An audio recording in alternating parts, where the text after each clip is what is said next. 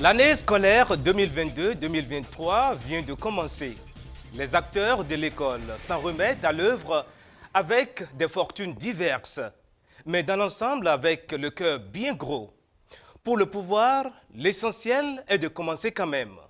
Les parents parlent de paupérisation et son renforcement. Les enseignants parlent de traitements presque humiliants et de la clochardisation de la profession.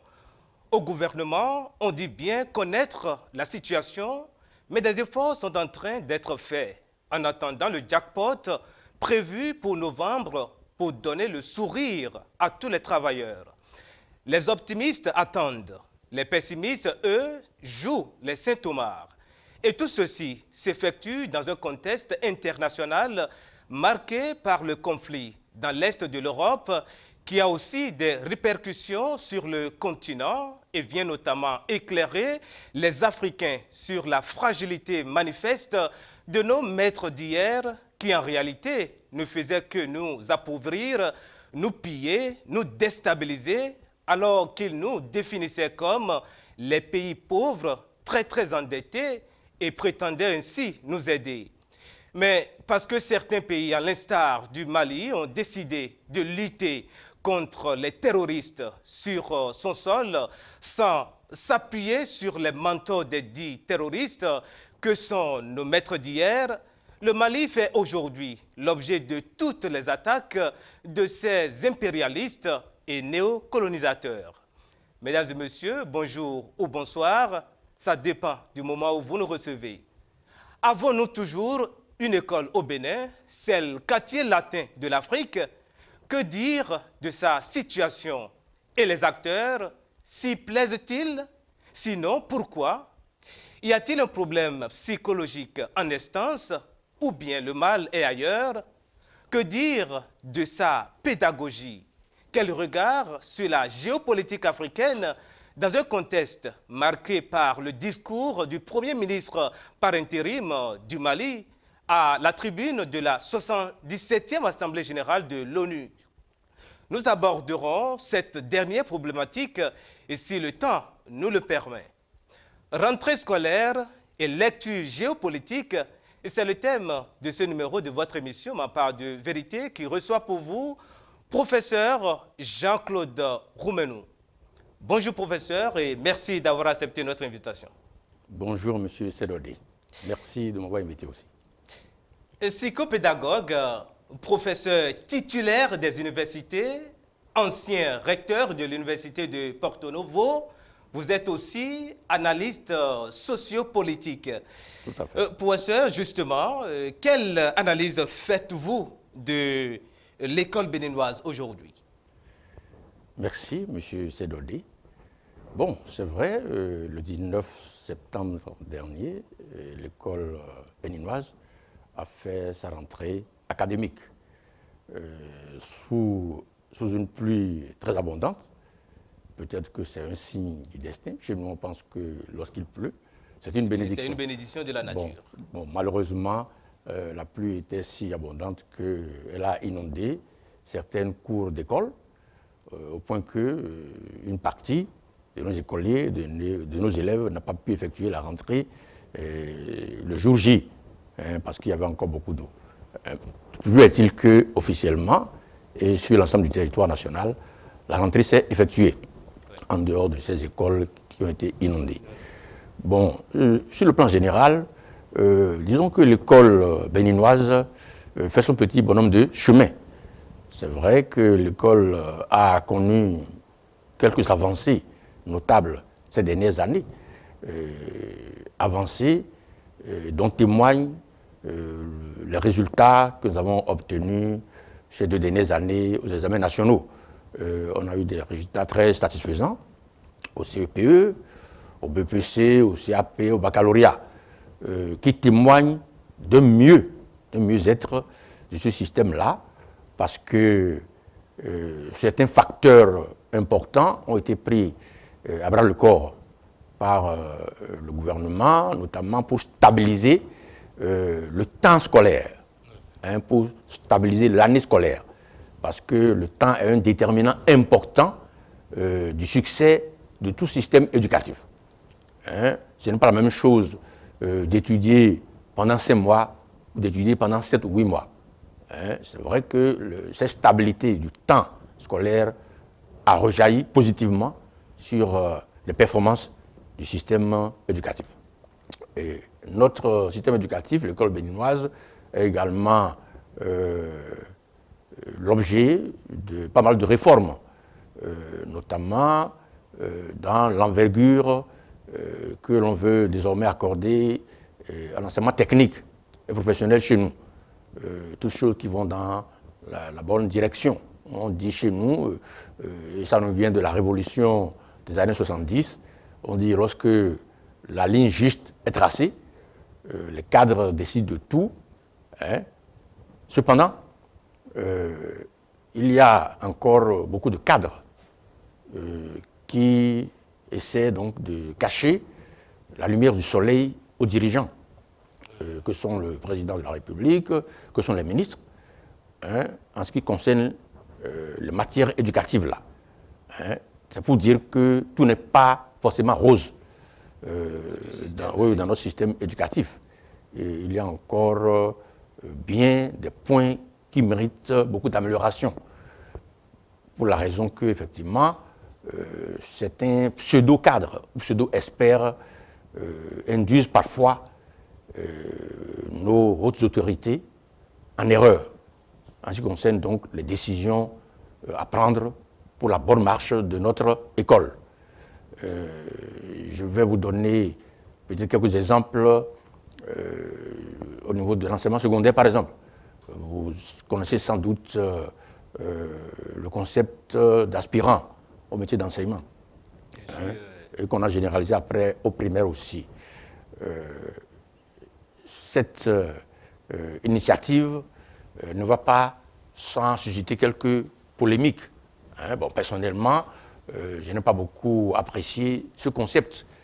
Oui.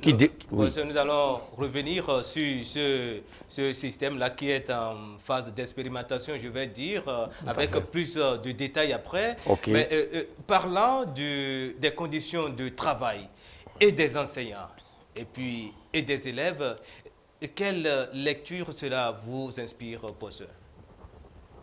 Comme je le disais tantôt, il y a des efforts qui ont été faits par le gouvernement pour améliorer les conditions de travail. Ce n'est pas que c'est parfait. Les enseignants d'aujourd'hui sont mieux traités par le gouvernement que les enseignants d'il y a 30 ou 40 ans. Ça, c'est vrai. Et ce fait, vous l'avez rappelé tout à l'heure, que nous sommes dans un contexte international, nous sommes dans une conjoncture mondiale qui fait que, bon, malgré les efforts faits par le gouvernement pour améliorer le pouvoir d'achat des enseignants, eh bien, ce pouvoir d'achat se réduit rapidement comme une peau de chagrin en face de la réalité, et qui est très influencée par le contexte que vous-même vous avez décrit tantôt. Est-ce que vous voyez? Et que les enseignants, comme tous les citoyens, subissent. Est-ce que vous voyez? Bon, maintenant, il y a une catégorie d'enseignants qui va peut-être se sentir moins bien traitée. Et même vous avez réservé, disons, l'analyse de la situation des AME à plus tard. Sinon, si vous allez demander aux aspirants s'ils vivent bien, ils vont vous dire non. Ils vont vous dire non parce qu'ils n'ont pas eu de salaire pendant les vacances, par exemple. Hein, même si on leur a promis récemment un pécule, une sorte d'avance, quoi, sur salaire, pour leur permettre d'amorcer la rentrée. Sinon, les enseignants ne sont pas si maltraités que ça au point salarial, en général, compte tenu de ce que nos pays, un pays comme le Bénin peut faire. Hein, c'est déjà mieux que par rapport au passé. Maintenant, les parents d'élèves également subissent le contre-coup de la conjoncture internationale. Donc le pouvoir d'achat aussi est érodé. Et ce fait que la rentrée scolaire génère beaucoup de dépenses. Voilà que les enfants doivent quand même aller à l'école. Nos parents, les enseignants qui sont parents, ont dû faire des pieds et des mains, comme tous les parents du Bénin, pour pouvoir scolariser leurs propres enfants. Est-ce que vous voyez? Hein, ce n'est pas parfait, mais il faut reconnaître que des efforts ont été faits pour quand même que les gens vivent un peu mieux que par rapport au passé.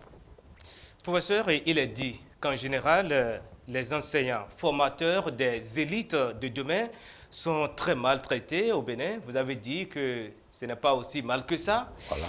Eh bien, notamment ceux du primaire et du secondaire.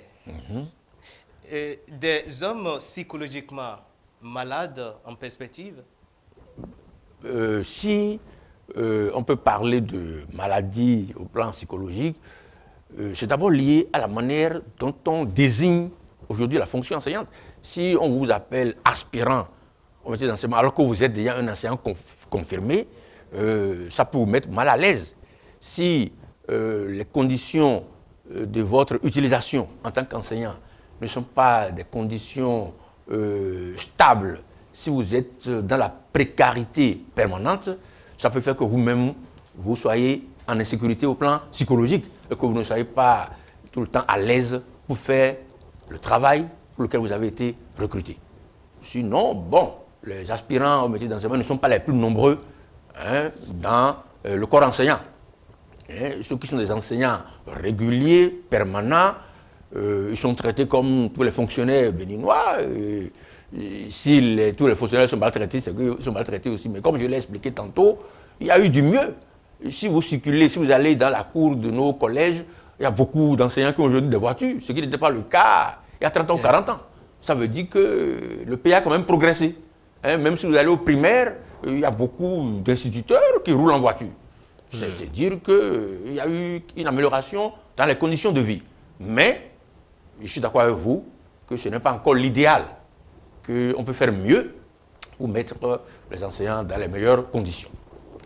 Le gouvernement a institué un système dit des AME, des enseignants, les aspirants au métier d'enseignant, qui, dit-on, à terme de l'expérimentation au primaire et au secondaire, s'étendra à l'université.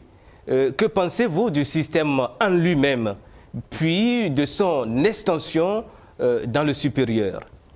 Oui, monsieur Seroudé, ce concept d'aspirant au métier d'enseignement est un concept de nature à générer la confusion et le mépris. C'est un concept qui génère tout un amalgame. Imaginez, M. Seroudé, vous avez un frère qui est docteur en médecine déjà, diplômé par exemple de la faculté des sciences de la santé de Cotonou. Oui. Est-ce qu'on va l'appeler médecin aspirant? On ne va pas l'appeler médecin aspirant. Et je veux que parmi tous ceux qu'on appelle aspirants au métier d'enseignement, il y a des enseignants titulaires, des enseignants qui ont été formés professionnellement et qui ont leur titre universitaire d'enseignant, qui sont passés par les écoles normales d'instituteurs ou les écoles normales supérieures pour devenir qui instituteur, qui professeur adjoint de l'enseignement secondaire ou professeur certifié. On ne peut pas décemment appeler cette catégorie d'enseignants aspirants. Vous voyez, ne sont aspirants que des gens qui n'ont pas encore été formés pour être enseignants. C'est-à-dire, au primaire, par exemple, on dit, si vous avez le bac et que vous voulez enseigner, comme il n'y a pas suffisamment d'enseignants, on peut vous recruter d'abord, ou bien le BPC. Mais vous n'êtes pas encore formés. Ceux-là sont aspirants. Quand on va au niveau du secondaire, des gens qui ont fait leur licence en anglais, en mathématiques, en PCT ou en SVT, eux qui veulent enseigner parce qu'il y a de la place, on dit on les recrute d'abord. Ceux-là sont aspirants parce qu'ils n'ont pas encore leur diplôme professionnel pour faire le Donc, job. Il s'agit de faire d'abord un distinguo dans la manière dont on désigne les jeunes qui sont venus au secours maintenant de notre système éducatif.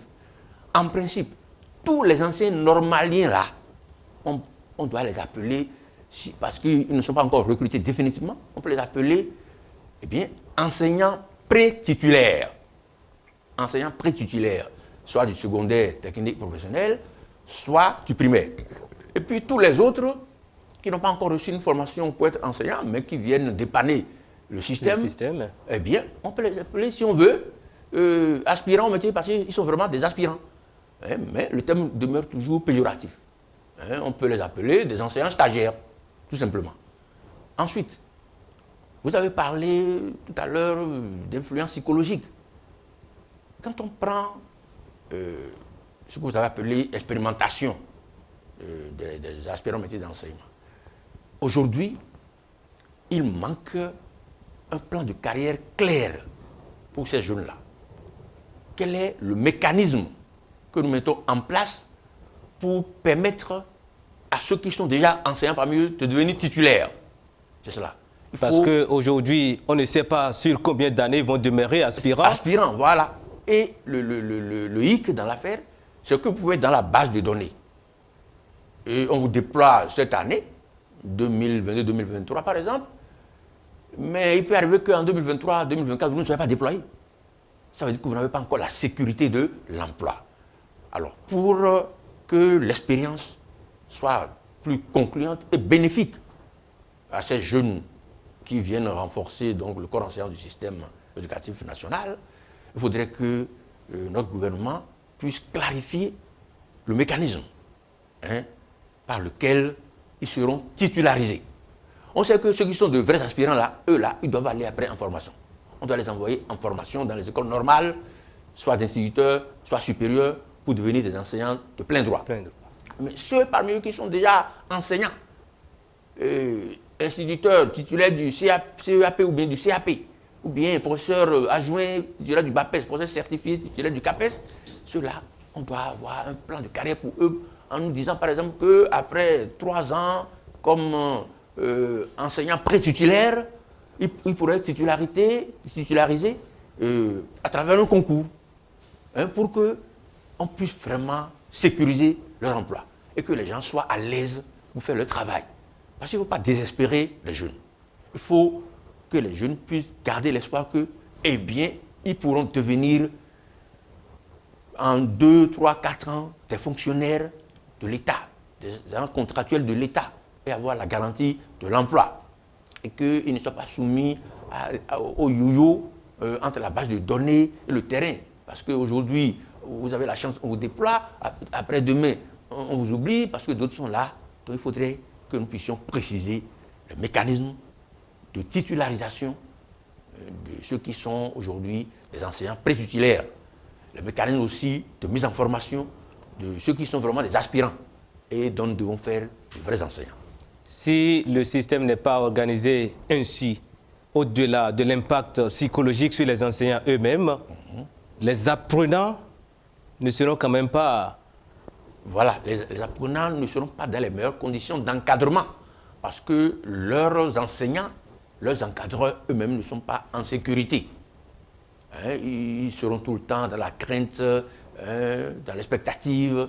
Est-ce que je vais être reconduit demain? Est-ce qu'on ne va pas encore m'oublier dans la base de données? Ça ne met pas les gens en condition de déployer tout leur talent pour pouvoir faire grandir ces enfants, ces adolescents que nous leur confions dans les écoles primaires ou dans nos collèges et lycées. Il est important que nous puissions sécuriser les conditions dans lesquelles les enseignants exercent leur sacerdoce dans nos écoles. Et quel impact sur le devenir de l'adulte de demain? À quel type de citoyen doit-on s'attendre plus tard? Évidemment, si les enfants d'aujourd'hui, les adolescents d'aujourd'hui, sont encadrés par des enseignants qui sont libres dans leur tête de déployer donc leur talent au bénéfice de ces jeunes-là, nous serons de bons adultes. Nous serons de bons adultes, surtout si nos programmes d'enseignement, si nos méthodes d'enseignement sont les plus adéquates et les plus pertinentes. Et dans ces conditions, il n'y a pas de raison que dans 10 ans, 15 ans, 20 ans, nous n'ayons pas des adultes aguerris, bien préparés à poursuivre la construction du pays.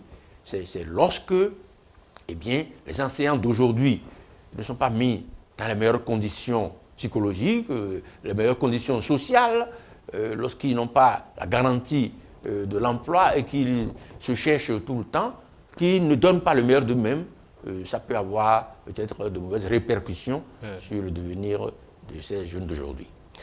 À quelle fin, puisque vous avez parlé des cadres qui induisent les les gouvernants en erreur. À quelle fin le font-ils?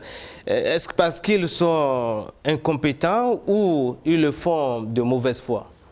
Oui, ces cadres qui induisent nos autorités gouvernementales, que ce soit le chef de l'État, que ce soit les ministres, en erreur, je les considère comme de petites étoiles à la lumière brumeuse et qui essaient de cacher aux dirigeants, aux gouvernants, la lumière du soleil. Parce que lorsque la lumière du soleil va apparaître, eux n'existeront plus. Donc ce sont des gens qui ne pensent qu'à faire carrière. Ils ne pensent pas à l'intérêt du pays. Ils ne pensent pas d'abord dans leur tête l'intérêt de la République du Bénin. Donc ce sont des gens, ils sont prêts à jouer des coudes pour que les ministres, pour que le chef de l'État n'accède pas aux vraies explications, aux vrais conseils qui puissent vraiment être utiles à l'évolution et au progrès de notre système éducatif. Malheureusement, c'est l'explication qu'on peut donner aux agissements de ces gens-là. Et aujourd'hui, par exemple, dans l'enseignement secondaire, il y a des pratiques qu'on veut imposer au forceps. Parce qu'il y a des pseudo-experts qui ont convaincu le gouvernement que, eh bien, par exemple, dans le secondaire, on doit former les futurs enseignants à la bivalence. C'est-à-dire, si, mettons, vous avez réussi au concours d'entrée à l'école normale supérieure pour devenir professeur de français, eh bien, on va mettre en place maintenant un programme pour que vous puissiez être à la fois professeur de français et professeur d'anglais. C'est ça qu'ils appellent la bivalence. Si vous avez passé le concours pour devenir professeur d'allemand, on va dire, le programme auquel vous serez soumis désormais va permettre de vous faire un peu professeur d'allemand, un peu professeur de français ou autre chose, quoi. C'est un peu la logique du biathlon. Les biathloniens ne sont pas les meilleurs athlètes. Ce ne sont pas les athlètes les plus excellents. Aujourd'hui, le monde se spécialise. Et surtout dans le secteur de l'éducation, même au primaire déjà, dans les pays sérieux, vous ne verrez plus un enseignant qui enseigne toutes les matières. Non. De plus en plus, au primaire même, vous avez un enseignant qui s'occupe des humanités, ce qu'on appelle les matières littéraires, les sciences humaines et sociales, et puis un autre qui s'occupe des sciences. Parce qu'on ne peut pas être spécialiste de tout. Et puis maintenant, vous voulez que dans le secondaire, maintenant, on ait encore des biathloniens. Ça ne va pas. Je suis d'accord que la formation que l'on veut donner aux futurs enseignants doit être une formation ouverte. Pas une formation bivalente, une formation ouverte pour permettre aux futurs enseignants de s'adapter après aux nécessités du terrain. Ça, c'est le 21e siècle qui exige que nous donnions une formation ouverte, mais pas faire des bivalents. Ce n'est pas parce que quelqu'un aura été bivalent qu'il va devenir deux enseignants. Il sera toujours un enseignant. Si on a besoin de deux enseignants sur le terrain, ce n'est pas parce qu'on aura fait de quelqu'un bivalent qu'il y aura deux enseignants, c'est faux. Parce que quand vous allez dans notre système au collège, un professeur certifié, il doit peut-être 18 heures par semaine. Alors, un professeur adjoint, lui, doit une vingtaine d'heures. Ce n'est pas parce qu'il aurait été bivalent qu'il va devenir deux professeurs. Parce qu'il ne va donner que ces 20 heures de cours, au maximum 22 heures de cours. Donc, il ne va pas faire le travail de deux enseignants. C'est peut-être ce que les gens pensent, ce qui est complètement aberrant. Ce qu'il faut faire en cette matière, il faut peut-être voir les programmes dans le sens de l'ouverture, tout en formant des spécialistes de chaque discipline.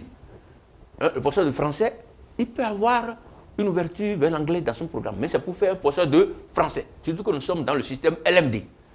En plus, ceux qui ont proposé cette aberration au gouvernement, ils ont oublié que, eh bien, le corps enseignant de notre pays, surtout au niveau secondaire, est constitué d'abord majoritairement de gens qui viennent des facultés classiques, faculté de lettres, faculté de sciences, etc. Donc, qui n'ont pas encore été formés pour l'enseignement. Alors, ils font la réforme de bivalence en prenant en compte les écoles normales. Alors que les normaliens, ils sont encore minoritaires dans le corps enseignant.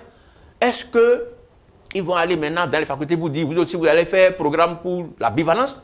Parce que ceux qui enseignent là, ce sont les gens qui ont une licence en lettres modernes, en maths, en anglais. Ce sont eux qu'on envoie sur le terrain. Ils sont pleins parmi les AME d'aujourd'hui là.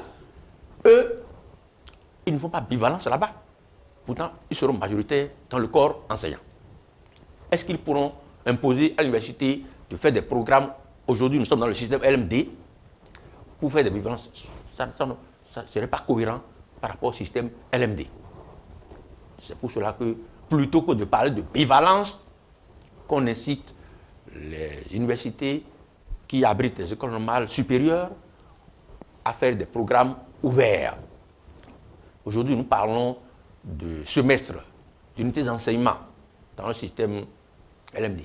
Alors, si un semestre de formation de professeurs de français, par exemple, doit comporter 6 unités d'enseignement, on peut faire en sorte qu'il y ait peut-être 2 unités qui concernent, par exemple, l'anglais. Oui. Pour permettre... D'ailleurs, lorsque vous allez à l'université, même en faculté, les lettres modernes comportent toujours une dimension d'anglais. D'anglais, oui, puisque c'est une langue incontournable aujourd'hui. Voilà, donc c'est déjà l'ouverture, ça. Ce n'est pas l'esprit de la bivalence, ça, mais c'est l'esprit de l'ouverture nécessaire de la formation. Ce qui permet, en cas de nécessité, une fois que le jeune sera sur le terrain, qu'il puisse dépanner dans l'autre composante là, sans cesser d'être un professeur de français ou d'anglais ou de maths pur jus. Vous voyez. Donc, juste cette formation ouverte, même pas de bivalence. Mais ce système de bivalence, c'est proposé pour pallier au manque, à l'insuffisance d'enseignants pour combler les... Oui, M. Seroudi, je vous ai dit tout à l'heure que ce n'est pas parce que vous aurez formé un bivalent qui va devenir 2 enseignants. Il ne sera qu'un enseignant. Qu'un enseignant. Oui, c'est clair et net. Si il faut 10 enseignants pour faire le travail dans un collège, ce n'est pas parce que vous aurez envoyé 5 enseignants bivalents pour faire le travail de 10. C'est faux. Puisque chacun va donner sa masse horaire de cours. Il faut, mettons, 200 heures. Mais ils sont 5, ils ne vont donner que 100 heures. Donc il manque toujours 100 heures. Qui réclame encore 5 enseignants. Là, véritablement, ce n'est pas la solution. Ce n'est pas la solution. Pas du tout. La solution, c'est de recruter plus de jeunes, c'est d'inciter plus de jeunes à aller vers les filières où il manque des enseignants. C'est de l'inciter à aller à s'inscrire à l'université dans les filières où il manque des enseignants. Mais pour compléter... on a l'impression que l'État a peur de recruter davantage. Non, est-ce que l'État a peur de recruter davantage? Si on explique bien... Déjà, ceux qui sont là se plaignent, ils ne sont pas bien payés. Oui. Et si on doit en recruter davantage, eh bien... Oui, c'est que, avec ce raisonnement-là, il y aura toujours pénurie, déficit d'enseignants sur le terrain. Je vous ai expliqué, M. Serrault dit que s'il faut donner 200 heures, et que sous prétexte de bivalence, au lieu d'envoyer 10 enseignants, quelqu'un va vous envoyer 5, ils vont faire le travail que de 5 enseignants. Ça ne va pas compenser le manque. Il faut plus d'enseignants, c'est tout. Dans le secondaire premier cycle, si vous êtes enseignant de ce niveau-là, vous devez officiellement 20 heures de cours à l'État, plus 2 heures d'animation pédagogique. Voilà. Donc vous n'avez droit qu'à ces 22 heures-là. Vous n'allez pas faire 44 heures, parce que vous êtes bivalent. Parce que vous êtes bivalent, plutôt, vous allez faire encore moitié d'heures d'une matière et peut-être moitié d'heures de l'autre. Et l'autre moitié, qui va donner ça? Aujourd'hui, les AME font jusqu'à 28 heures, 30 heures. Oui, ils font 28 heures, mais ça n'empêche pas qu'il y aura toujours des besoins. Ils ne pourront faire que leurs 28 heures. Vous voyez, le problème n'est pas résolu par la bivalence. Le problème, c'est un problème plutôt démographique. Donc, il faut inciter plus de jeunes à aller vers la profession enseignante, à l'université, à aller s'inscrire dans les filières dont nous avons besoin pour l'encadrement de nos élèves au secondaire, et non pas perpétuer cette affaire de bivalence-là. Je vous ai dit tantôt que les biathloniens ne sont pas les meilleurs athlètes, pendant que un athlète comme Carl Lewis, plus lointain, ou bien plus près de nous, Usain Bolt va courir le 100 mètres en 9 secondes 5, le biathlonien, le meilleur, il va courir le même 100 mètres en 11 secondes ou 12. Et il est le meilleur. Il est le meilleur. Vous voyez, mais c'est un médiocre. Par rapport à l'excellence, c'est un médiocre. Est-ce que nous voulons cultiver la médiocrité ou bien l'excellence. Je crois que l'ambition du chef de l'État du Bénin, je crois que c'est l'excellence. C'est l'excellence. Ce n'est pas la médiocrité. La médiocrité n'est pas une source de progrès. Nous devons viser les sommets et la meilleure spécialisation possible, la plus haute spécialisation possible pour nos futurs enseignants. Tout en veillant à ce que leur formation soit ouverte. C'est tout, c'est l'ouverture, pas la bivalence. Professeur Jean-Claude Roumenou, vous disiez tantôt que les enseignants ne sont pas aussi maltraités qu'auparavant. De quelle catégorie d'enseignants parlez-vous? Les enseignants du primaire, du secondaire ou bien du supérieur? De toutes les catégories. Les enseignants titulaires de tous les autres enseignements. Je crois qu'il y a eu un mieux dans le traitement salarial par rapport aux ressources, par rapport au niveau de développement de notre pays. Il y a eu un mieux dans le traitement des enseignants titulaires, que ce soit au primaire, au secondaire et au supérieur dont je suis. Maintenant, il se fait que nous sommes dans une conjoncture où la vie coûte cher, où peut-être le salaire, même s'il est conséquent par rapport à notre niveau de développement, ne va pas vous permettre peut-être de joindre les deux bouts. C'est tout. Et ça affecte tous les fonctionnaires, pas seulement les enseignants. Ça, c'est lié à notre niveau de développement.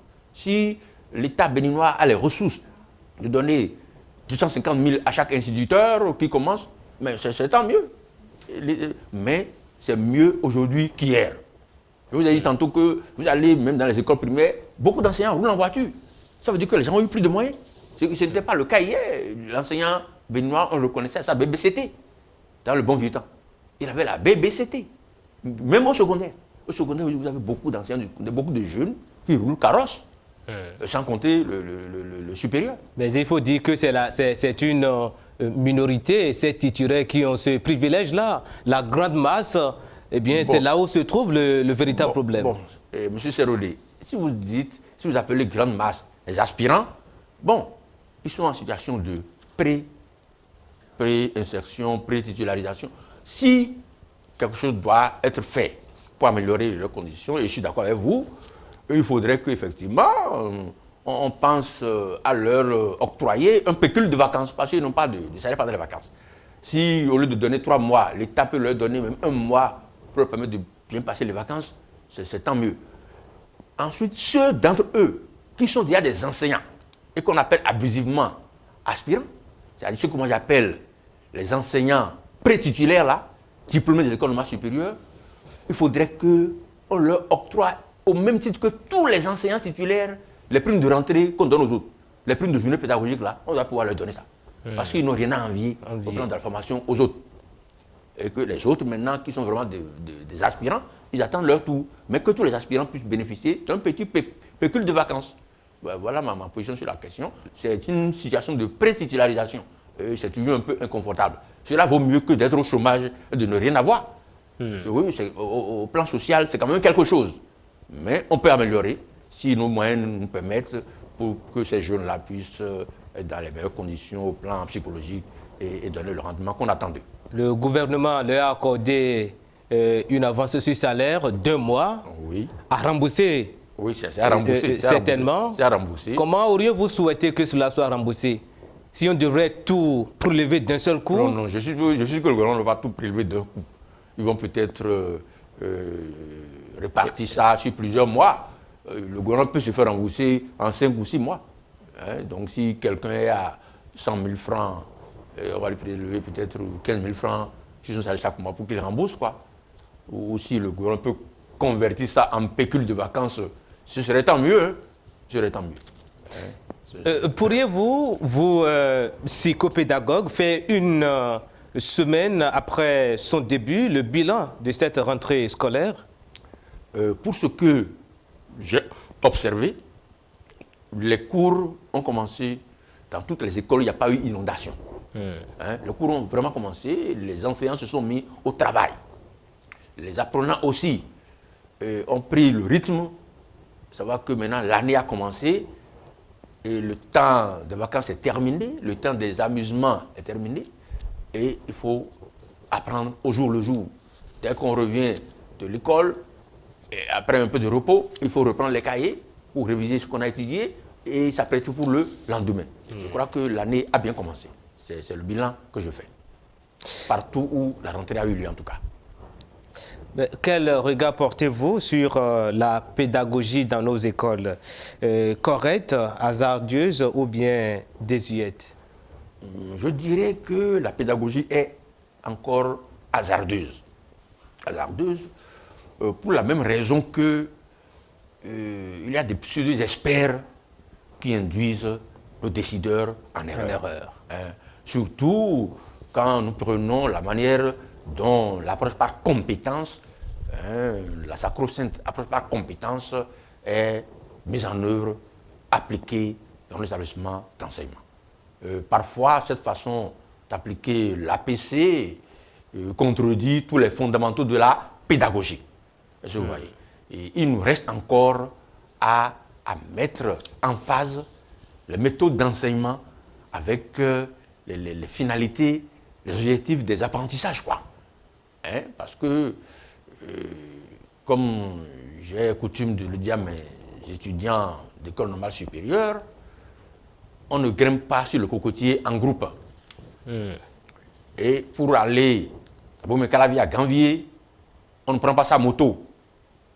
Il faut aller en barque, soit poussé par la perche ou la pagaie, ou soit barque motorisée.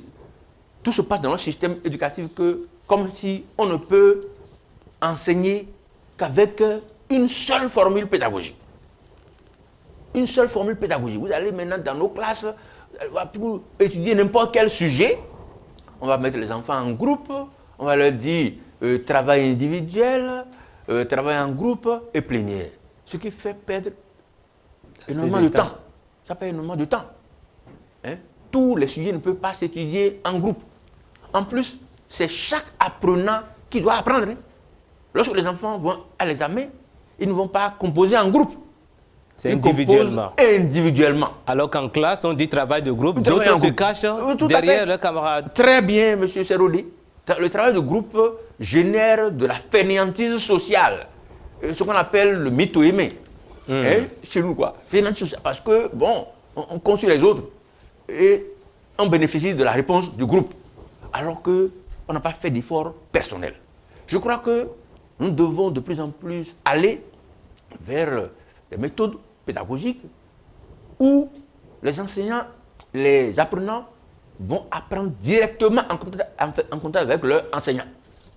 Ils vont réfléchir, ils vont travailler, mais en relation avec l'enseignant. Chaque apprenant apprend en relation avec l'enseignant qui est censé être le maître, qui est censé être l'expert. Quand vous allez dans les ateliers de mécaniciens, on ne dit pas aux apprentis de sauter sur la première moto venue pour dire, bon, en groupe là, démonter le moteur, etc. Ce n'est pas comme ça. Les apprenants qui vont apprendre chez les mécaniciens là, pendant longtemps, ils observent comment le maître mécanicien fait. Pendant plusieurs mois, ils sont là pour observer, pour apprendre. Et c'est quand le maître a jugé qu'ils ont maintenant suffisamment appris, qu'il peut dire à quelqu'un pour dire, bon, Pierrot, voilà, prends la clé bougie, divise-moi la bougie de telle moto là, essaie de nettoyer ça. Et sous la supervision du maître mécanicien. Donc le maître mécanicien n'abandonne pas la moto de client au premier apprenti. C'est quand il est sûr que maintenant ils ont même déjà le statut de sous-patron qu'il a dit, bon, maintenant on peut apprendre. Oui, c'est ça. Donc c'est la même logique. Quand on dit compétence là, compétence c'est un savoir agir, un savoir faire. C'est cela, et qui ne s'acquiert qu'au contact des experts. On ne s'improvise pas compétent, on voit faire. Toutes les compétences que nous possédons, c'est toujours en ayant observé les experts, que ce soit à la maison, si vous êtes fille de votre mère, vous savez faire la cuisine, vous voyez comment maman fait pendant longtemps avant de pouvoir la remplacer à la cuisine. C'est la même chose, toutes les compétences. Donc il y a une méthode qui doit être très présente dans notre système et qui ne l'est pas. C'est la démonstration. La démonstration. Les maîtres, les professeurs doivent beaucoup démontrer. Ils doivent beaucoup montrer aux enfants comment on exerce la compétence là, pour que, à leur tour, les enfants aient le courage même de vouloir les suivre. C'est clair et net. Il y aura beaucoup de démonstrations et en face, les apprenants vont beaucoup observer et beaucoup imiter. C'est comme cela qu'on peut acquérir des compétences. Hein? Tant qu'on n'a pas appris à voler, on ne peut pas s'envoler pour aller chercher soi-même des choses, pour dire qu'on veut résoudre des problèmes. Donc c'est ça que nos pseudo-cadres, pseudo-experts qui conseillent nos ministres en matière d'éducation ou le chef de l'État perdent de vue. C'est pour dire, M. Serrodé, en conclusion, qu'au plan méthodologique, il y a encore bien des rectifications à faire dans le système éducatif pour rendre ce système plus performant. Hein? C'est ce que je peux vous dire par rapport à ça. Professeur Roumenou, nos enseignants et aussi nos élèves n'auraient-ils pas besoin, je ne dirais pas de traitement, mais d'appui psychologique pour être beaucoup plus à point? Bien, je crois que vous avez abordé une question fondamentale, une question qui va nous permettre de dire que nos écoles d'aujourd'hui, nos collèges, nos lycées au Bénin n'ont pas encore tout le personnel qu'il faut. Hein? On ne doit pas avoir que des enseignants et des administratifs dans les établissements. Il faut d'autres corps professionnels. Et notamment les psychopédagogues et les psychologues scolaires. Parce que les apprentissages scolaires n'ont pas qu'une dimension purement pédagogique. Il y a des apprenants qui viennent à l'école avec des problèmes, notamment des apprenants qui vivent dans des foyers troublés. Il y a toujours des problèmes entre le papa et la maman. Oui, ou bien qui viennent de familles très pauvres. Hein? Ces apprenants, quand ils viennent en classe, ils ne sont pas forcément concentrés pour étudier. Et les enseignants qui les encadrent ne sont pas forcément outillés pour gérer les problèmes psychologiques qui vont les empêcher d'apprendre. Et c'est là que vont intervenir les autres auxiliaires de l'éducation, qui sont donc les psychopédagogues et les conseillers psychologues là. De sorte que nos écoles auraient besoin, aux côtés des enseignants, des directeurs, des censeurs, de tous les administratifs là, de ces spécialistes là, qui vont prendre en charge les problèmes psychologiques de certains apprenants. Et qui sont ces problèmes psychologiques qui sont de plus en plus observables et récurrents dans les établissements aujourd'hui.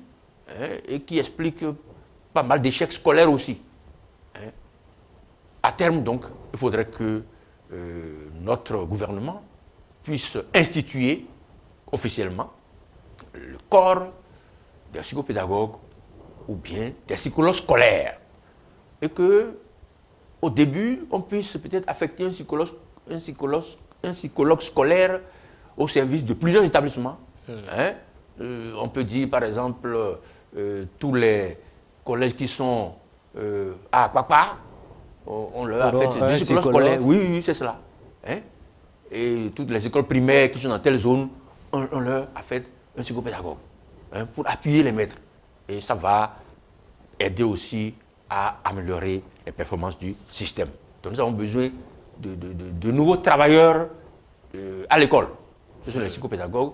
Et heureusement, depuis bientôt une vingtaine d'années, notre université forme des psychopédagogues.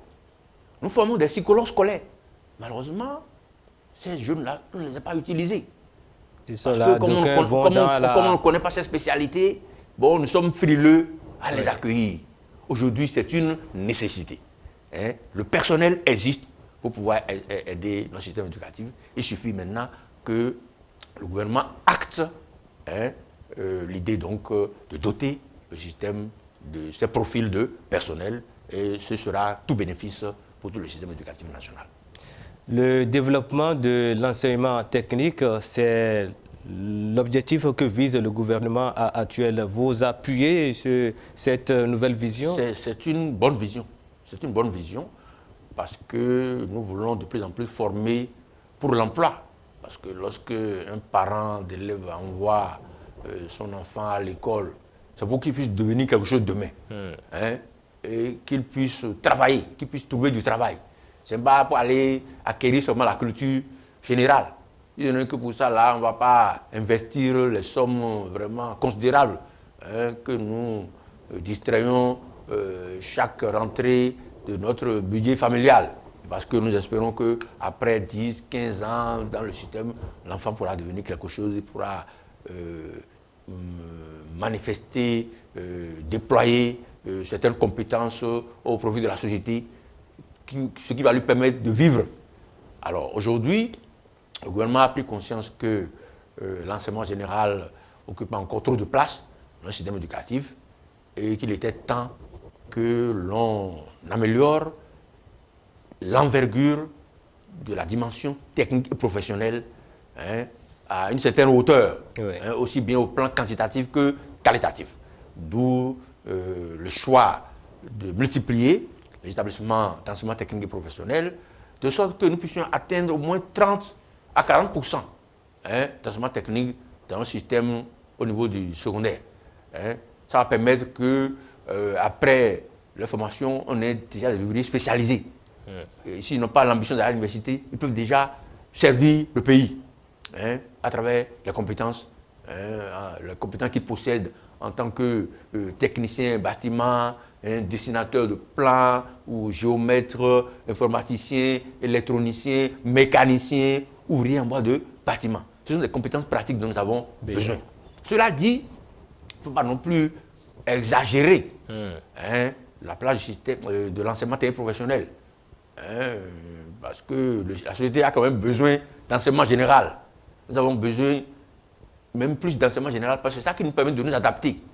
Comme c'est général, on peut toujours s'adapter.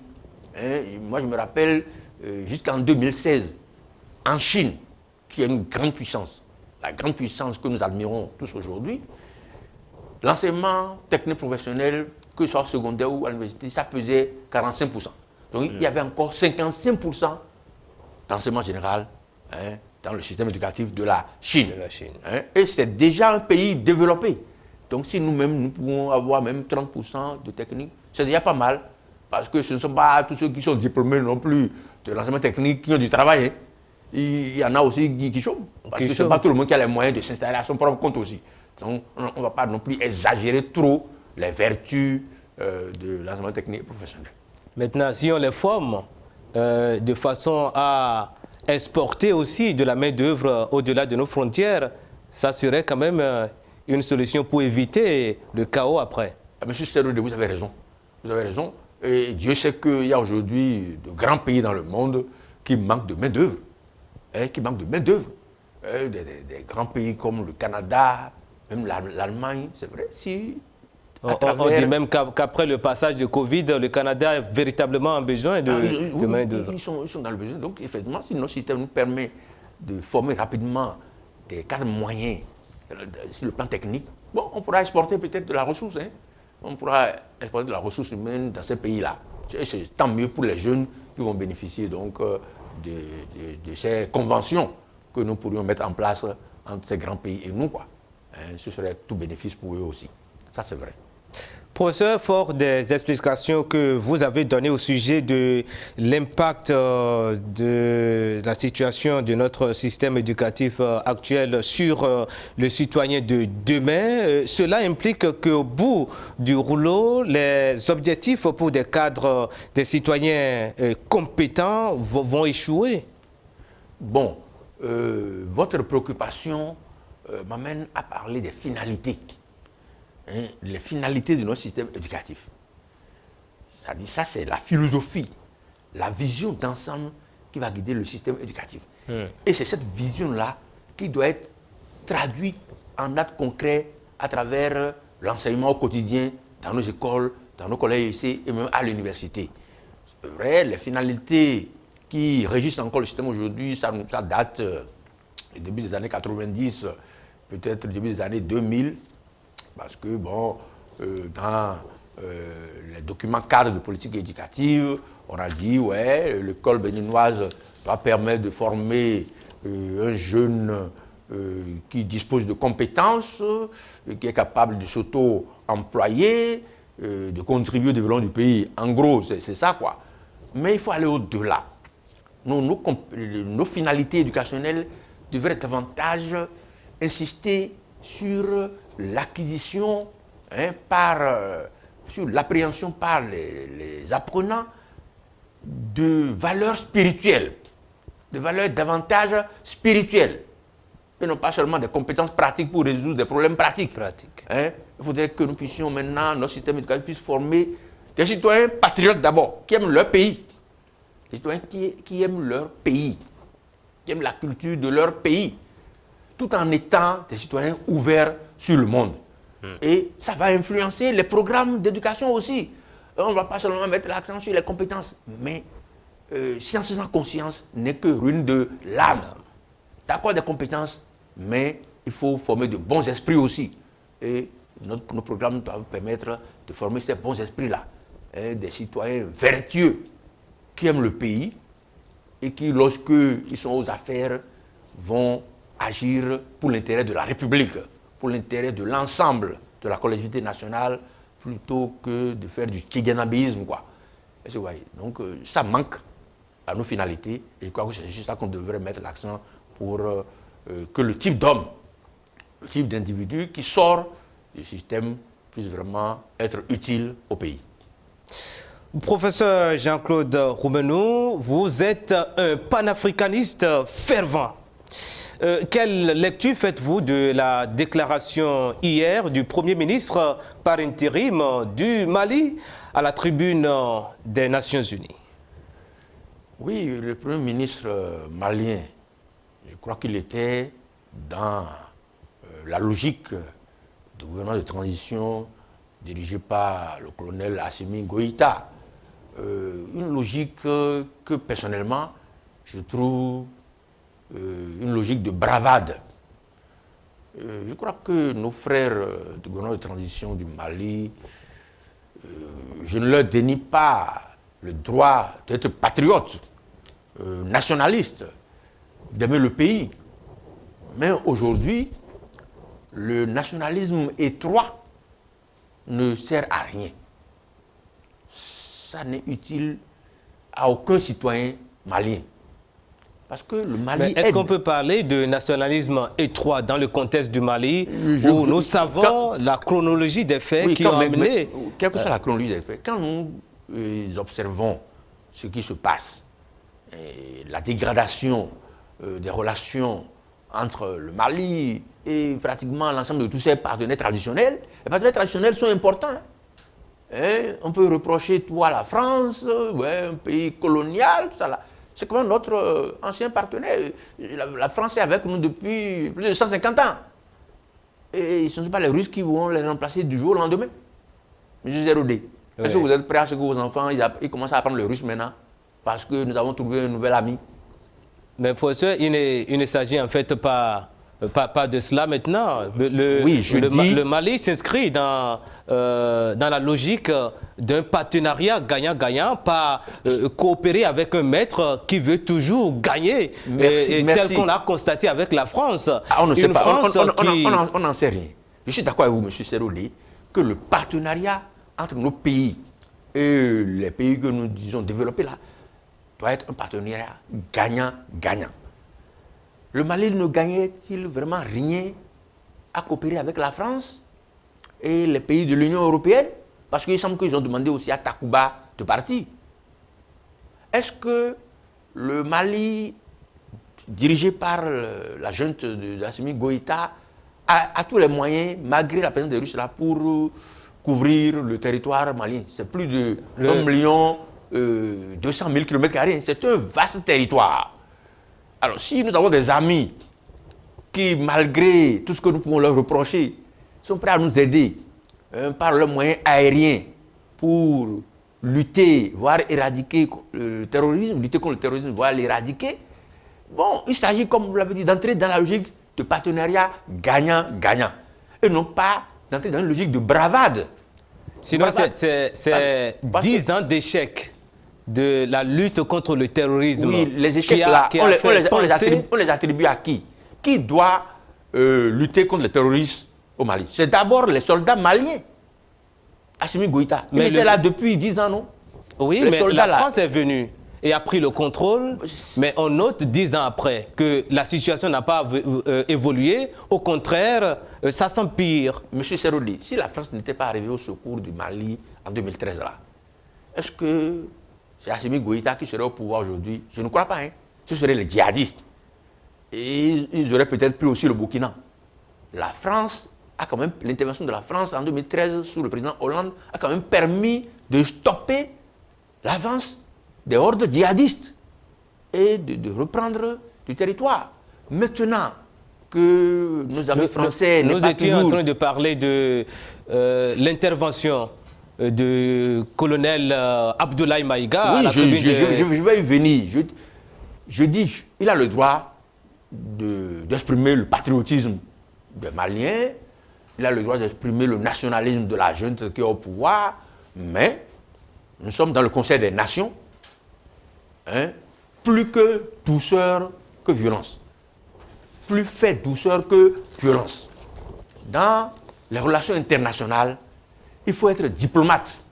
Chez nous, on dit, on en donne mehomé. Je vois tout le temps, oui, oui. Est-ce que vous voyez? Bon, la manière dont le Premier ministre malien a parlé, bon, ça peut choquer certains de nos grands partenaires. Et les gens... Mais est-ce que de ces partenaires, nous en avons forcément besoin?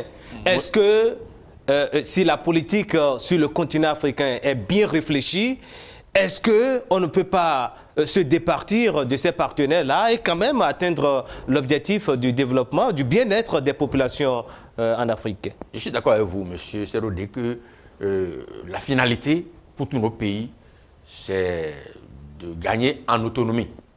C'est devenu indépendant et plus maître de notre destin. Voilà. Mais les conditions actuelles ne nous garantissent pas encore cette autonomie que nous recherchons, cette indépendance totale que nous recherchons, dans la mesure où nous n'avons pas choisi d'être insérés dans l'ordre économique mondial là. Et cet ordre économique mondial ne nous est pas favorable. Nous y sommes. La preuve, quand la guerre russo-ukrainienne a commencé, bon, on a commencé à dire que voilà, il n'y a plus d'importation de blé, le blé ne vient plus, donc nous n'avons plus de pain, facilement, que le pain va coûter cher dans nos pays. On nous a appris à manger du pain depuis plus de 150 ans. Et nous ne pouvons plus nous en départir. Est-ce que vous serez prêt à prendre le thé, M. Serodi, avec Ablo Yokio? C'est fait à battre le Banyok.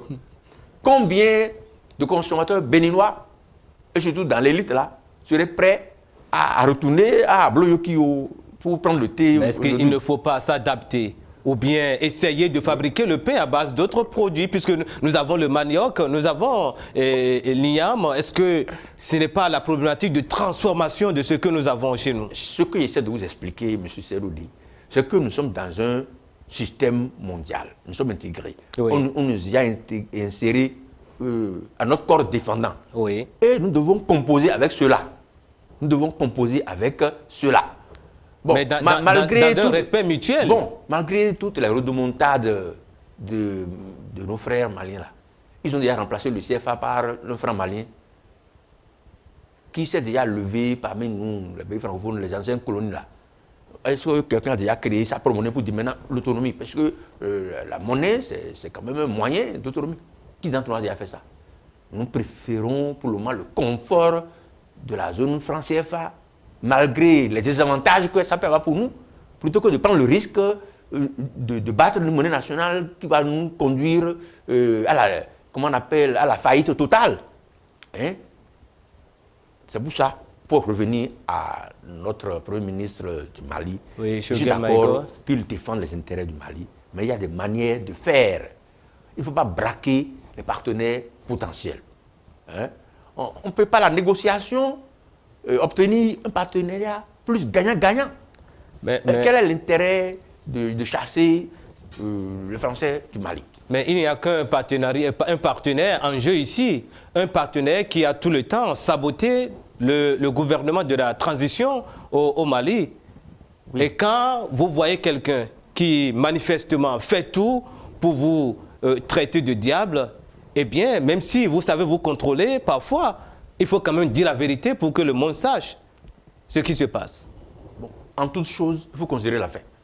On verra où tout cela va conduire le Mali.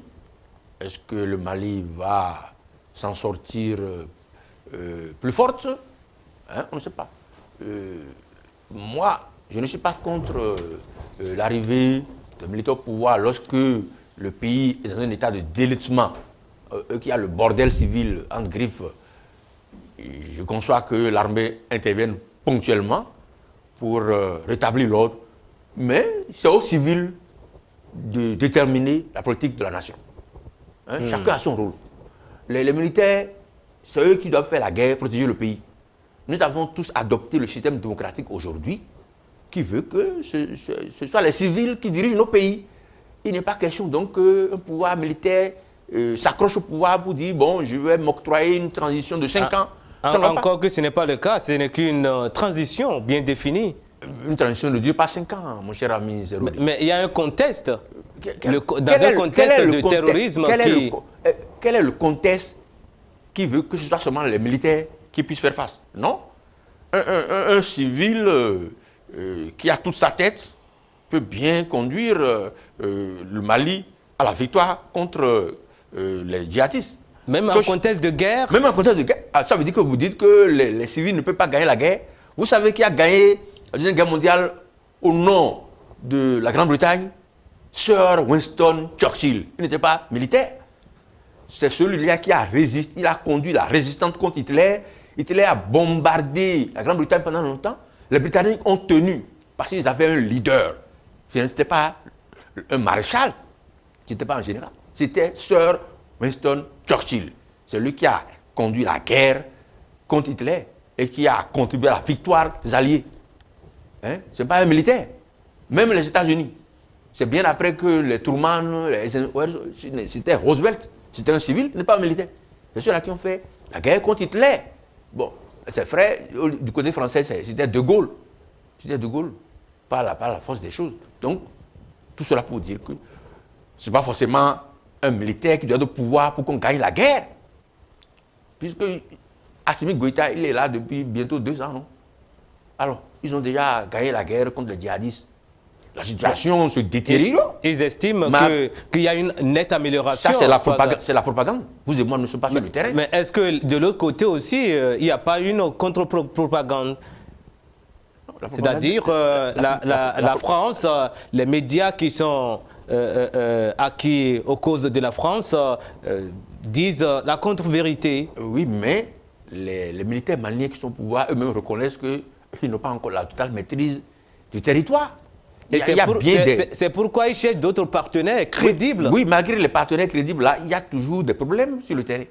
J'écoutais le respectable président nigérien la dernière fois, qui est aussi bien informé et dont le pays fait face aussi au djihadisme, et qui disait que des régions comme Ménaka et Gao sont sous la menace des djihadistes. Et qui ne serait pas étonné que ces villes-là soient bientôt prises par les djihadistes, malgré la détermination de la jeune malienne et de ses amis russes.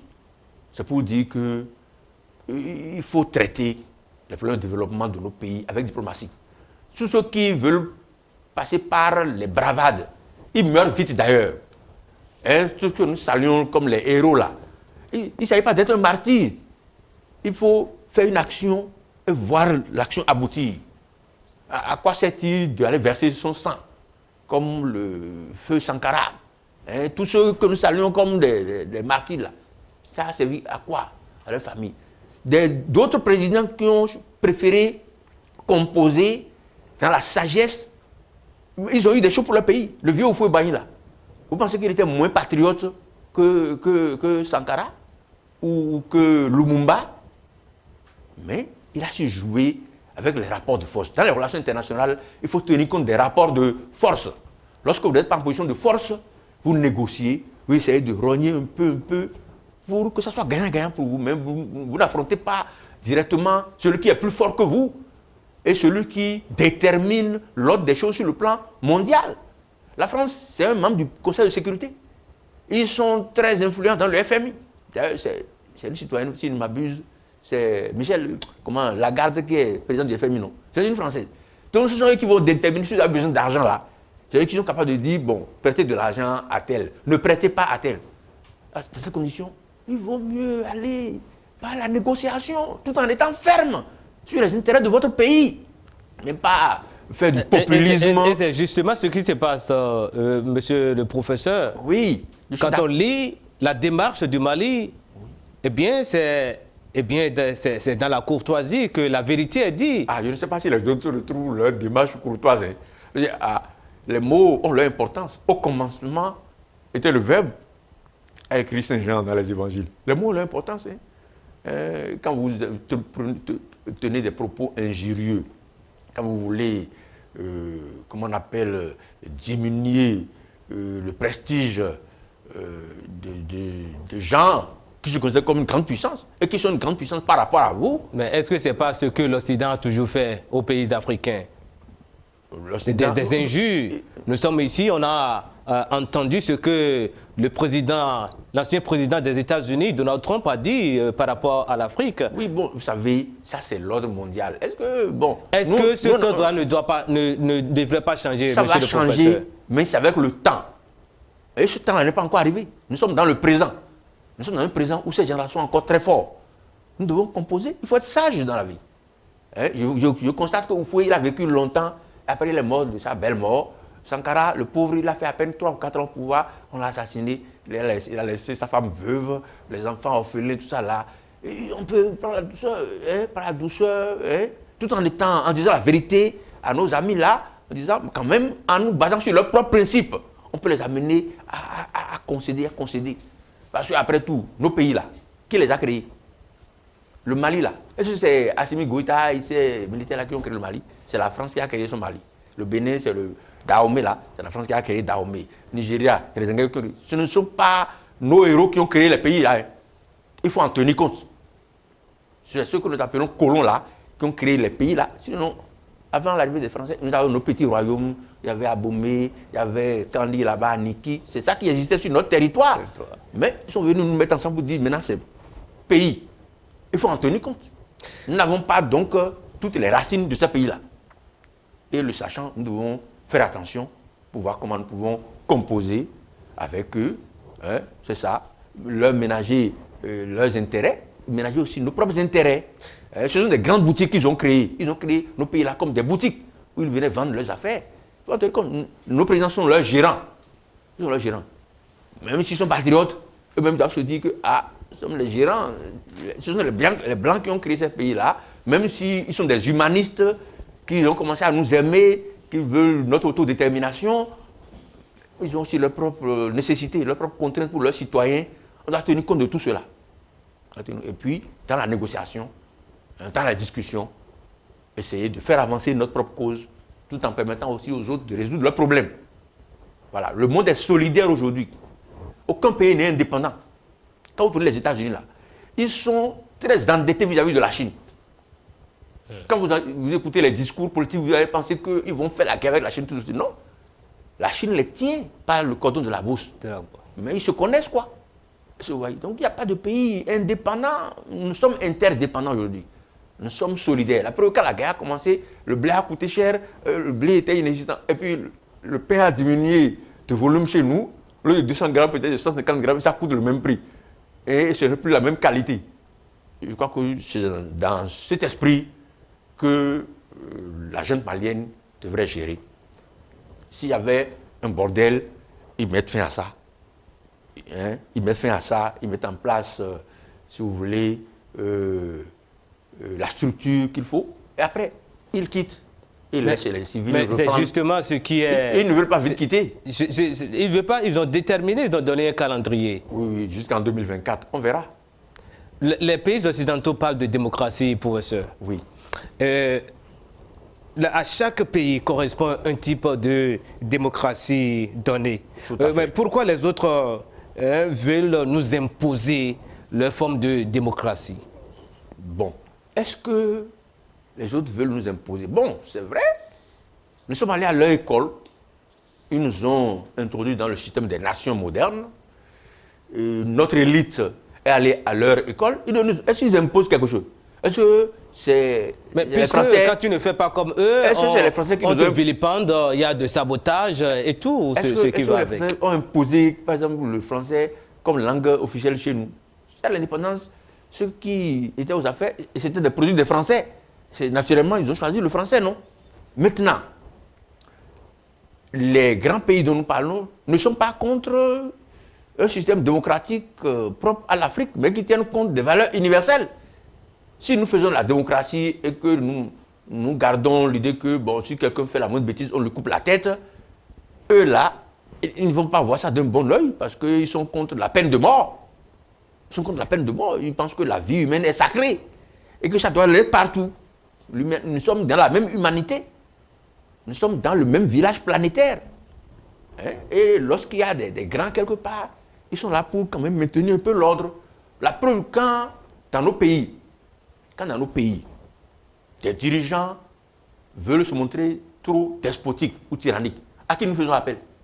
Qui nous appelons au secours? Ce ne sont pas encore ces grands pays-là que nous disons ils sont des impérialistes. Nos opposants même, c'est encore à eux qui s'adressent pour dire venez nous aider, venez nous sauver des griffes de tels tyrans. Je vois. Donc, on peut bien avoir des systèmes démocratiques, mais compatibles avec les systèmes démocratiques dans le monde, compatibles avec les nécessités des relations internationales, parce que nous ne vivons pas en autarcie. Nous ne vivons pas en autarcie. Qui ça gêne qu'un système démocratique respecte les droits de l'homme, qu'on respecte les droits des citoyens, qu'on encourage la libre entreprise? Ça gêne qui? Et que ce que les grands pays nous incitent à faire, je crois que c'est ça. Hein? Et que les gens soient libres, et qu'il y ait l'expression démocratique libre, et qu'on respecte la vérité des urnes, hein? Et que l'alternance existe. Et ça gêne quelqu'un en Afrique? Ou bien nous voulons retourner au temps du roi Guézo. Guézo a fait près de 50 ans au pouvoir, ou bien 40 ans. C'est ça que nous voulons. Ça ne peut pas, nos pays ne peuvent plus être des monarchies, c'est impossible, puisque nous sommes des conglomérats. Le Bénin, c'est un État multipolaire au plan ethnique et régional. Donc on ne peut pas dire maintenant quelqu'un sera roi, et soit il est de Niki, soit il est d'Abomey, ou bien il est de Keton chez moi, et il sera roi pour 40 ans. Ce n'est pas ça. Les Français, ils ont dit il y aura alternance. Et le principe là vous dit, bon, si quelqu'un fait un mandat, 2 ans, 2 mandats, il faut qu'il passe le pouvoir. Et ça, c'est mauvais. À part Dieu, nul n'est indispensable. Mais dans le même temps, eux, ils préfèrent un monde unipolaire. Ils font tout pour avoir la domination si vous demandez aux Français aujourd'hui quel monde ils veulent, les Français préféreraient un monde multipolaire. Parce que la France avait plus voix au chapitre lorsque le monde était multipolaire. Si le monde devient unipolaire sous la botte des États-Unis, les Français n'ont pas voix au chapitre. Les puissances moyennes là n'ont pas voix au chapitre. Ce sont les États-Unis qui vont diriger le monde. Si le monde devient unipolaire sous la botte des Chinois, par exemple, les autres n'auront pas voix au chapitre non plus. Les Français, plutôt, eux, ils souhaiteraient qu'on revienne au monde multipolaire, même à la guerre froide, là. Parce que grande puissance, eux, ça leur permet de lever la tête. Ça leur permet de lever la tête. Hein, de dire, il y a une troisième voie. Mais depuis que le monde est en train de s'unipolariser, on ne peut plus... La voix de pays comme la France ne pèse plus. C'est les États-Unis qui parlent fort. Les Chinois parlent fort et on les entend. Les Russes aussi parlent fort. Mais ce que peut-être l'Occident souhaite, c'est que l'unipolarité là soit de leur couleur. De leur couleur. Parce que quand l'Union soviétique a disparu, ils se sont dit, nous avons vaincu. Notre système a gagné. Oui, donc c'est cette victoire-là qu'ils veulent peut-être perpétuer en allant jusqu'à la frontière de la Russie, ce qui entraîne des problèmes. Nous étions à la 77e Assemblée générale des Nations Unies. Que pensez-vous de la représentation de l'Afrique au sein du Conseil de sécurité? Est-ce que les choses devront rester ainsi? Je crois que même les grandes puissances sont d'accord aujourd'hui que le Conseil de sécurité doit s'élargir. Je me rappelle à l'Assemblée à laquelle vous faites allusion, le président Joe Biden, président de la superpuissance américaine, a dit à la face du monde qu'il faut que l'Afrique et l'Amérique latine soient représentées maintenant au Conseil de sécurité et même au Conseil permanent du Conseil de sécurité. Est-ce que vous avez foi en ce qui est à ces déclarations? Est-ce que vous pensez que... Ça les sert eux-mêmes. Ce n'est pas seulement à nous que ça va faire du bien d'être présent au Conseil permanent du Conseil de sécurité. Ça va les aider aussi. Parce que quand il va être question de discuter des questions importantes, si les États-Unis portent une position que l'Afrique soutient, que l'Amérique... il y a quand même un peu de démocratie, malgré le droit de veto que certains ont, il y a quand même un peu de démocratie au Conseil de sécurité. Ne serait-ce que pour se neutraliser mutuellement. Hein? Donc, c'est bénéfique pour tout le monde que l'Afrique soit membre du Conseil permanent du Conseil de sécurité et que l'Amérique latine, c'est ce que Joe Biden a souhaité et je ne pense pas que ce soit de l'hypocrisie. Tout le monde demande, même l'Allemagne demande ça. Même le Japon demande que le Conseil de sécurité s'ouvre. Et ils le disent, ils le déclarent, mais ils ne font rien que pour que cela devienne réalité. Avant l'action, mais de l'autre côté, on voit la Russie milite véritablement pour que la représentation de l'Afrique, eh bien... Oui, mais la Russie ne peut pas faire ça seule. Il faudrait que la Russie puisse être suivie par les États-Unis, par la Chine, par la France. Et c'est là où on note la mauvaise volonté des autres. Ah non, non, non, c'est pas ça la mauvaise volonté. C'est tout un processus. C'est pas parce qu'on a dit qu'on va faire ça qu'aujourd'hui, en 24 heures, on va régler ça. C'est tout un processus. Il faut compter avec le temps. Mais ça va se faire. Moi, c'est ce que je crois. Dès lors que les grandes puissances l'ont proclamé, ça va se faire. Les Occidentaux menacent de combattre tous les pays africains, à l'instar du Mali et de la Centrafrique, qui nouent des relations avec d'autres puissances pour se sortir du joug occidental. Que doivent faire alors les Africains? Oui, M. Sedoudi, je ne suis pas d'accord d'abord avec les présupposés de votre question. Est-ce que ce sont seulement les Français qui sont chez nous aujourd'hui qui font des affaires? Non, mais chaque puissance fait des affaires d'abord. Voilà. Mais et les Français même savent qu'ils n'ont plus la même puissance pour être présents partout en Afrique. Donc ils sont obligés de composer avec les Chinois, les Américains et les autres. Il y a des pays où ce sont les Chinois qui ont pignon sur rue, qui étaient des anciennes colonies françaises. Et les Français n'y peuvent rien. C'est la puissance économique qui parle. C'est l'argent des Chinois qui parle. Donc là, ils sont obligés de constater. Et ils ne peuvent pas interdire à nos chefs d'État de nouer des relations avec d'autres puissances parce qu'eux, ils sont incapables de résoudre nos problèmes. Ils ne peuvent pas nous résoudre tous nos problèmes. Eux-mêmes, ils le savent. Donc ils sont obligés de dire, bon, quand même, il faudrait que nous ayons une part de votre marché. C'est ce qu'ils souhaitent. Ils ne veulent plus avoir 100% de nos marchés. Mais ils veulent quand même que nous leur concédions toujours leur part. Bon, moi, je trouve que c'est tout à fait légitime. Hein? Nous sommes des francophones, nous sommes dans leur espace. Ce sont eux qui nous ont créés. Bon, c'est bien que nous... Et heureusement, chez nous, le président Talon, il ménage quand même les intérêts de la France, tout en étant ami des Chinois. Hein, les Chinois, ils sont très présents chez nous. Et je crois que ça ne gêne pas les Français. Dès lors qu'ils ont leur part dedans, je parle, le monde est multipolaire. Sur le plan économique aujourd'hui, il y a d'autres puissances qui ont émergé et qui ont supplanté les anciennes puissances coloniales. Et on doit en tenir compte. Donc si un pays veut être ami avec la Russie, la France ne peut pas s'imposer, puisque la Russie même ne pourra pas tout faire dans ces pays-là. Hein? Non, la Russie va apporter ce qu'elle sait faire. Elle n'est pas experte dans toutes les matières de développement. Hein? Peut-être qu'elle va nous donner les armes, peut-être certaines technologies. Mais pour d'autres, c'est peut-être le Japon qui doit venir, c'est peut-être la Chine, c'est peut-être la France ou les États-Unis. Hein? Et ça ne gêne personne qu'on cohabite. C'est pour ça qu'il faut des systèmes politiques qui mettent à l'aise tout le monde. Et c'est la démocratie qui favorise ça. Mais on note que, notamment la France, n'est pas prête à partager. Dès que vous essayez, vous avez vu le cas de Mali, on a traité les soldats russes de mercenaires, le groupe Wagner. On les appelle des supplétifs, qui est un terme très péjoratif. Bon, donc la France est tellement restée dans les pays africains que voilà, elle n'est pas prête aujourd'hui à accepter que d'autres puissances viennent apporter leur part de soutien pour le développement des pays africains. Je ne suis pas tout à fait d'accord avec cette vision des choses. Si vous allez au Sénégal, est-ce qu'il y a des pays plus proches de la France en Afrique que le Sénégal? Le Sénégal de Macky Sall, que ce soit de Macky Sall ou bien Wade ou bien Senghor, ils sont très proches des Français. Mais le Sénégal est un pays ouvert. La France est dedans, les pays arabes sont dedans, la Chine est dedans. Et ça ne gêne pas les Français. Et, ça dépend de la raison pour laquelle on fait venir les Russes. Hein? Parce qu'après tout, le Mali, c'était dans le précaré français. Maintenant, si on veut donner la première place aux Russes, ça peut gêner quelque part les Français. Hein? Ils n'ont pas la même idéologie. Mais en général, nous ne voyons pas de mauvais œil que notre puissance puisse venir faire des affaires au Mali. Eux-mêmes ne peuvent pas tout apporter au Mali.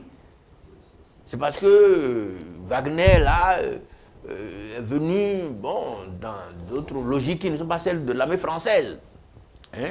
Les Français voudraient peut-être être le maître du jeu, être les seuls sauveurs du Mali. Et non pas partager ce statut-là. Parce qu'après tout, c'est eux qui ont d'abord payé le prix fort depuis 2013. Et que maintenant, au moment où les marrons vont cuire, que les Russes viennent pour partager là, peut-être que c'est ça qui a entraîné le problème, quoi.